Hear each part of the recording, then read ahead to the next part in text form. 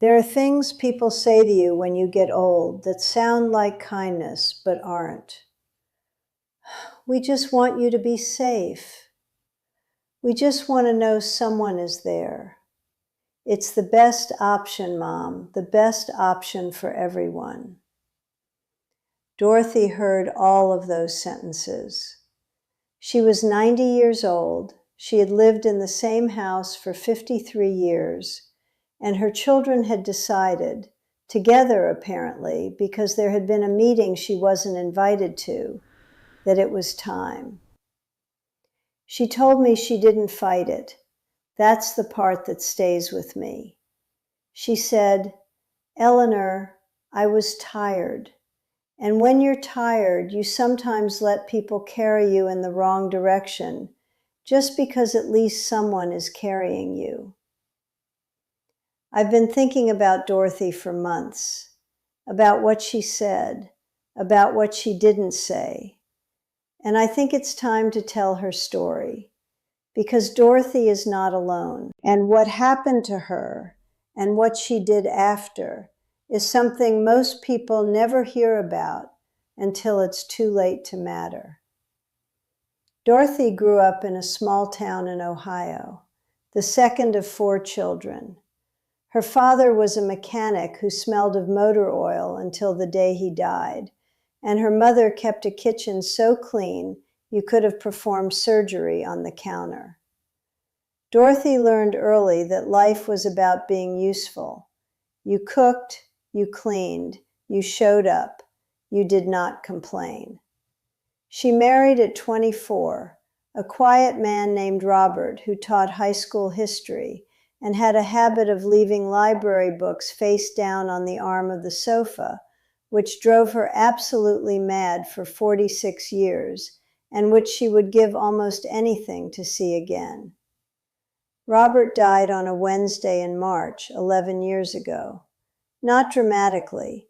He sat down after dinner, said he was tired, and didn't wake up. Dorothy found him in the armchair at 6 in the morning, the television still on, a library book, face down, of course, on the arm of the sofa beside him. She learned to live alone. It took time. The first year, she still set 2 cups for coffee every morning before she caught herself. But she learned. She had her garden. She had her neighbor Helen, who came for tea on Thursdays. She had her routine, the news at 7, the crossword after lunch, a walk before dark if her knees allowed. And then her knees stopped allowing. And then she fell, just once, nothing broken, she was fine.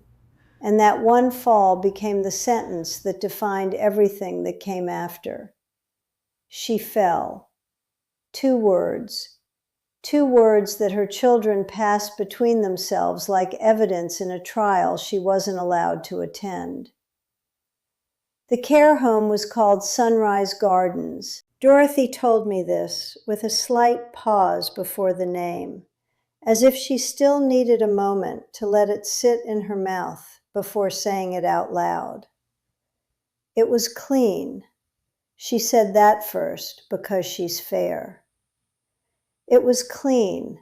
The staff was not unkind, and the food was warm. But there was something else, something she didn't have words for at first. She tried to explain it to me like this. She said that at home, she was a person with a history. The neighbors knew her name. The woman at the pharmacy asked after her garden.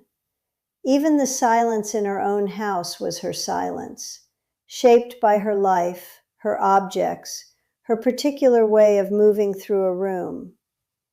At Sunrise Gardens, she was room 14. Not cruelly, not deliberately, just practically, efficiently. The schedule was the schedule, meals at the same time, activities posted on a whiteboard, a television in the common room that was always on and always showing something no one had chosen. She tried the morning exercise group. She went to the birthday celebration for a woman she didn't know. She sat in the common room with the others, most of them much further gone than she was, some of them not quite present at all. And she felt something happening to her that she couldn't name until one afternoon in November, sitting by a window that looked out onto a parking lot. She said, "I realized what I was, not a person, a liability, a risk, a problem to be managed." She was 90 years old. She had raised 3 children. She had buried a husband. She had grown tomatoes from seed every spring for 30 years.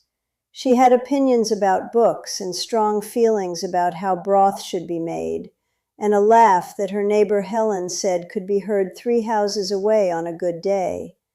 And she was being managed. She called her son on a Sunday, not to argue, she told me. She had passed the age of arguing. She called him to tell him calmly that she was leaving. He said it wasn't safe. She said she understood his concern. He said she couldn't manage alone. She said she knew that. He said he didn't understand what she wanted. She said, "I want to still be needed by someone. That's all. That's the only thing." Here is what Dorothy did, and I want you to hear this clearly because it is not a perfect solution. It is not a solution for everyone, but it was Dorothy's solution, and it gave her back something that Sunrise Gardens had quietly taken away. She went home, and she asked for help, deliberately, specifically, on her own terms. She hired a young woman, 22 years old, studying nursing, needed a room and a small income, to live in Robert's old study in exchange for being present 3 mornings a week and available by phone. Not a caregiver, not a nurse, a presence, someone in the house. She called her granddaughter every Sunday and taught her over the phone how to make her mother's pie crust. She asked Helen to come back on Thursdays. She ordered her groceries. She had learned the computer 2 years earlier, slowly, stubbornly. And she made her own broth, exactly the way she believed broth should be made.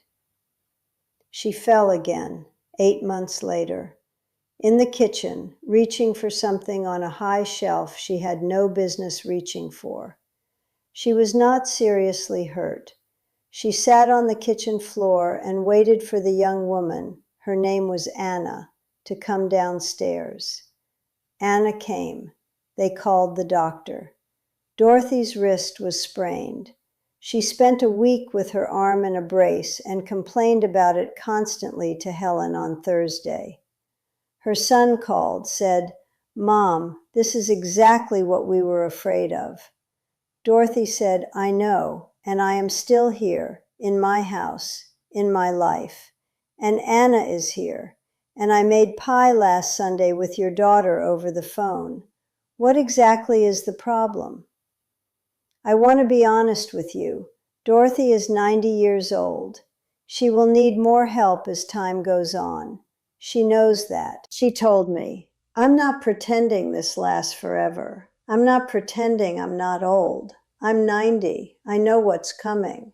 But she also said this. She said, "Eleanor, the worst thing about that place wasn't the food or the schedule or the parking lot outside the window. The worst thing was that no one needed anything from me. I had nothing to give. And when you have nothing to give, you start to disappear, even while you're still there. I think about that a lot. The particular kind of disappearing that happens not from neglect, but from being taken care of so completely that you stop being necessary. Dorothy is not a hero. She made a practical arrangement with a young woman named Anna, and she calls her granddaughter on Sundays, and she still makes broth the way she believes broth should be made. That's it. That's the whole story. But here's what I keep coming back to. She didn't fight her children because she was angry. She went home because she understood, at 90 finally, clearly, that being alive and being needed are not two separate things. And I wonder sometimes, sitting here, whether we wait too long to understand that, whether the real danger of getting old isn't falling in the kitchen, whether it's agreeing to disappear before you've actually gone.